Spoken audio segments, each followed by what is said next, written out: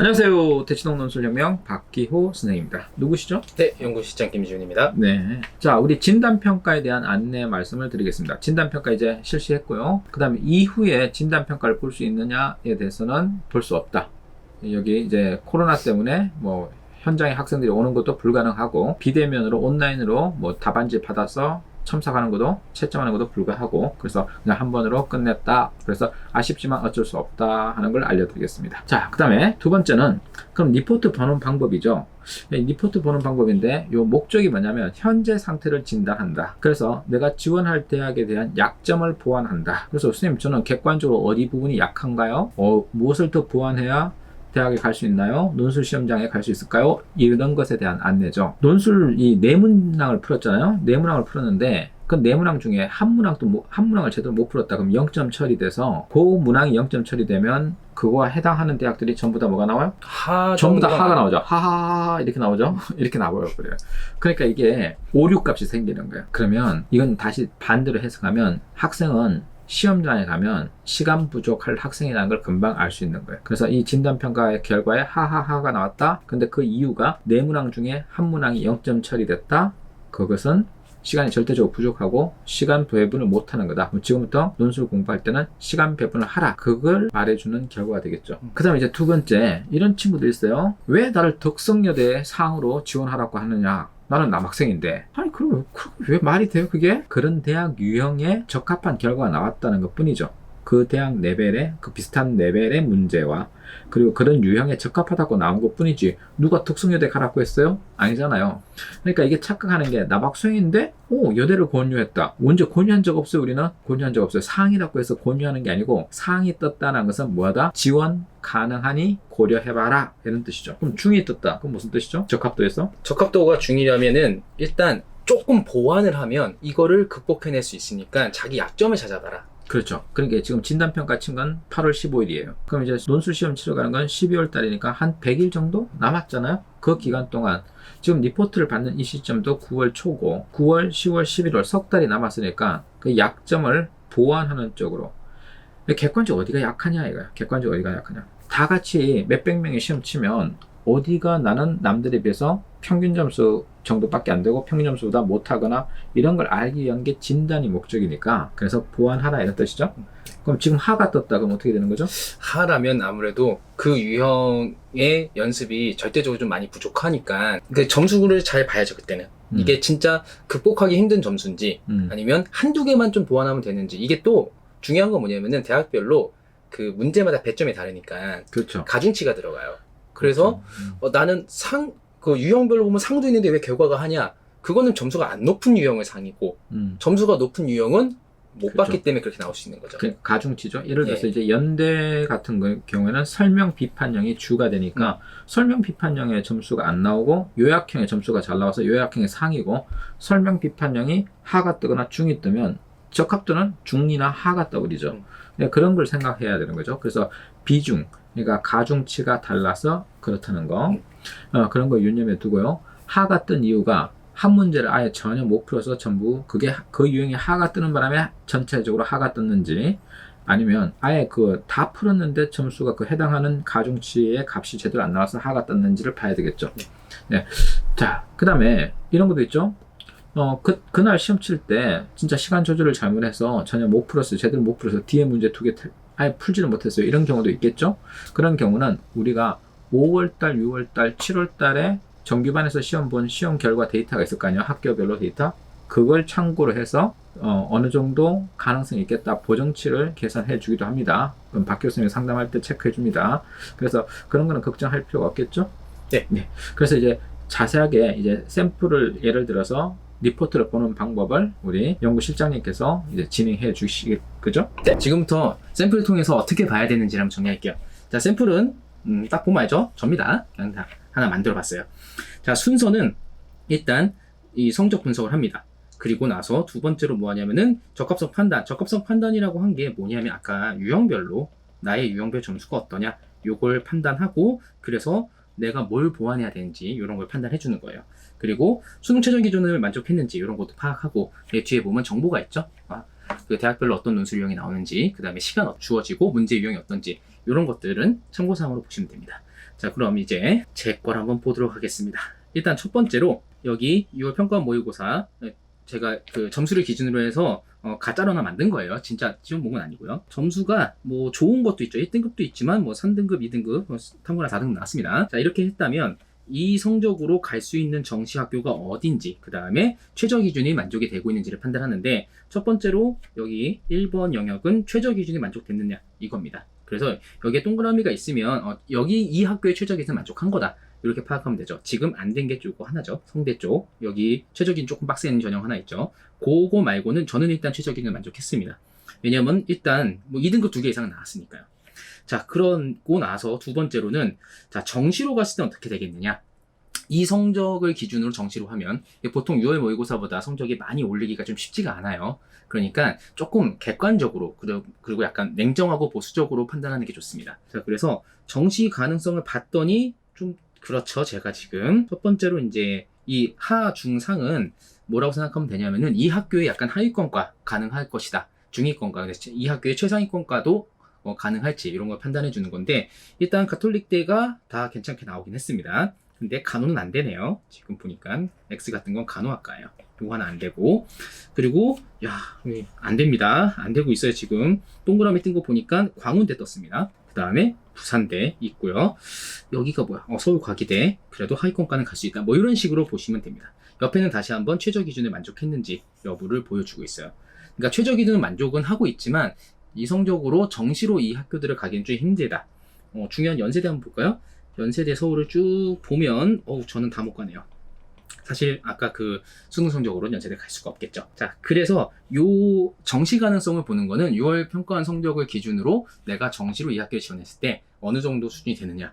그러니까 요걸 보고 내가 정시를 기준으로 생각했을 때 논술을 어느 학교에 지원을 해야 될지 판단 근거가 되겠죠. 아무래도. 그러니까 정시로 충분히 가능하다고 판단된 이 광운대 같은 경우, 자, 광운대 같은 경우는 내가 논술을 굳이 쓸 필요가 없을 수 있겠구나, 이렇게 생각을 하면 되는 거고, 그 다음에 연세대 같은 경우는 정시는 절대 안 된다. 그런데 나의 논술 실력으로 가능성이 있는지 판단해가지고 있으면 도전하자. 근데 논술 가능성도 좀 부족하다라고 하면은 이제 버리고 다른 학교로 넘어가자, 이렇게 생각을 해주는 그런 근거라고 생각하면 되겠습니다. 자, 그러면 이제 논술 성적을 보도록 할게요. 자, 저희 논술 성적을 적당히 이렇게 만들었는데, 지금 전체적으로 성적을 봅시다. 비교형 80점, 잘한 편이죠. 그래서 밑에 보면 다 상이 뜨고 있죠. 그러니까 이 점수도 사실은 80점이라고 해서 모든 학교에 이 비교 유형에 상이 뜨는 건 아닐 수도 있어요. 왜냐면 이 학교마다 문제 난이도가 좀 다릅니다. 그러니까 비교 유형이 나오는 학교들도 그걸 좀 쉽게 하는 학교가 있고 비교 유형이 좀 어렵게 나오는 학교도 있어요.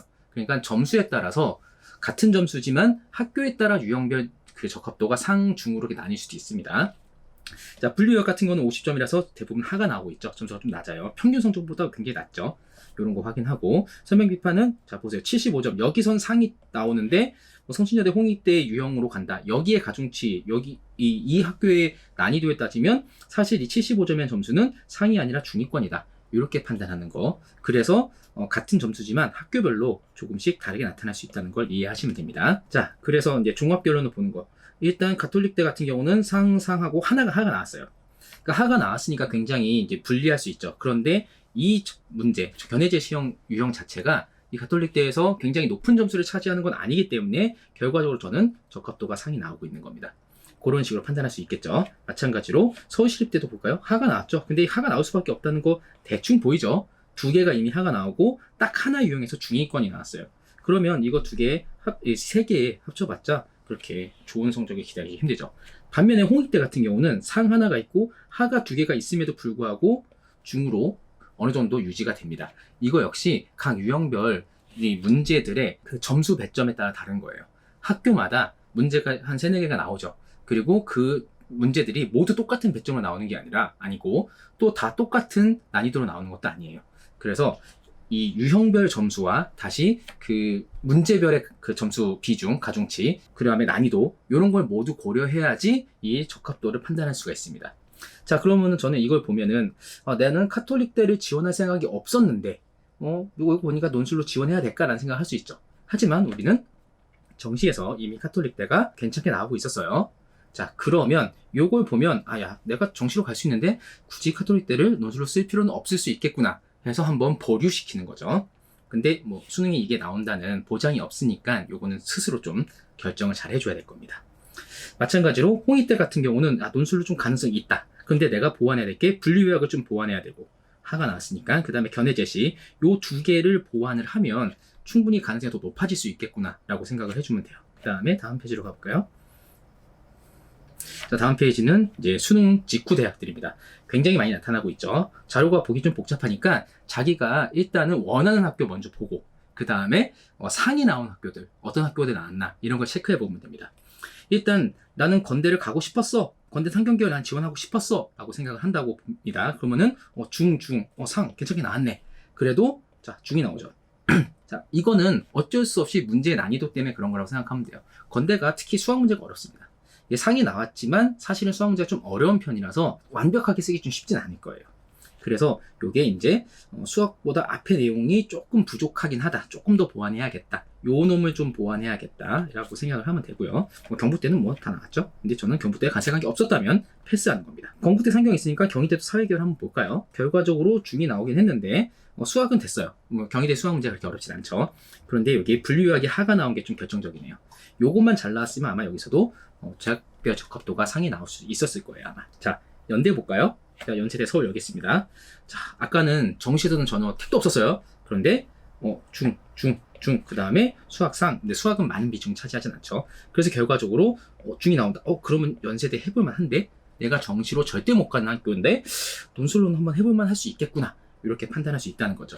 조금씩 보완은 해야 돼요. 왜냐면 연대는 중 정도가 나왔다고 해서 적합하다고 보면 절대 안 되죠. 왜냐면 굉장히 잘 써야 되니까.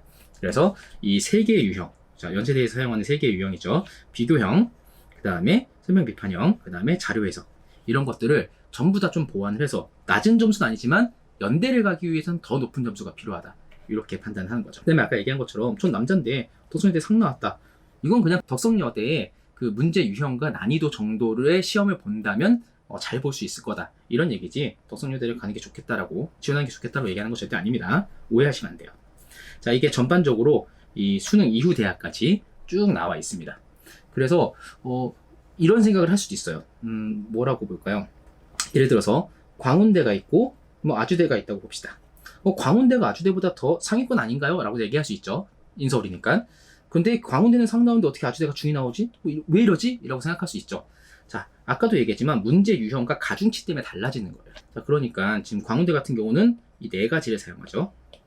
그런데 아주대는 이 5가지를 다 문제에 포함하고 있어요. 그러니까 그리고 또 문제마다 가중치가 조금씩 다르죠. 그러니까 아무래도 아주대에 더 약할 수 있다. 광운대는 상대적으로 좀 더 유리할 수 있다. 이렇게 판단을 해주는 거라고 그렇게 이해를 하시면 됩니다. 중앙대는 큰일 났네요. 중앙대를 가고 싶었는데 이게 하가 나오네요. 얘가 하가 나온 게 좀 결정적이겠죠. 수학이 상이 나왔지만 역시 수학의 배점이 높지 않습니다. 중앙대 같은 경우가 수학 배점이 100점 만점에 20점이에요. 만점을 받아도 사실은 나머지 2개를 제대로 해내지 못하면 합격 가능성이 좀 떨어집니다. 그러니까 그런 식으로 우리는 전체적인 이 적합도를 판단하는 그런 생각을 해줘야 돼요. 더욱 자세한 거 이제 본인의 입장에 맞춰서 좀 더 자세한 거는 다른 그 여태까지 해왔던 우리가 논술을 공부했을 때 받았던 평가표 그 평가 내용을 기준으로 한 번 더 생각을 해봐야 될 거고, 만약에 우리 학원에 다니고 있지 않아서 그런 평가표가 없는 그 학생들은 그냥 시험이라는 객관적인 상황, 이 상황에서 내가 일단 실력 발휘를 해봤는데 이 정도가 나왔다. 그래서 내가 지금 부족한 부분이 이거니까 이거를 보완해야겠구나. 보완하는 방식은 어떻게든 잘 찾아서 성적을 조금 끌어올리려고 노력을 해야겠죠.